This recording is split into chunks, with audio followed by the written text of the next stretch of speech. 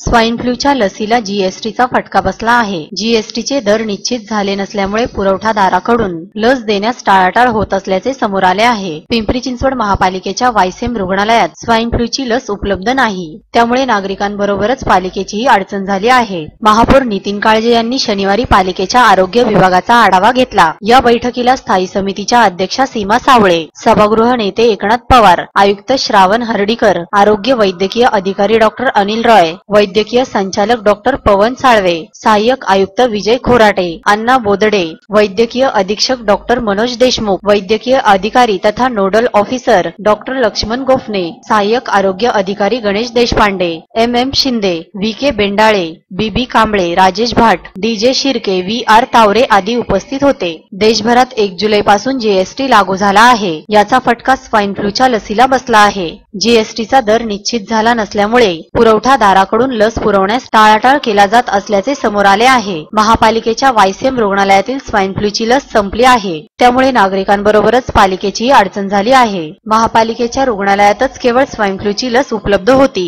पिंपरी चिंचवड शहरात स्वाईन फ्लूने पुन्हा एकदा डोकेवर काढले आहे। गेल्या वर्षीपेक्षा यंदा स्वाईन फ्लूने जास्त लोकांचा मृत्यू झाला आहे। जानेवारी ते जुलै या 7 महिन्यांमध्ये 22 जणांचा मृत्यू झाला आहे।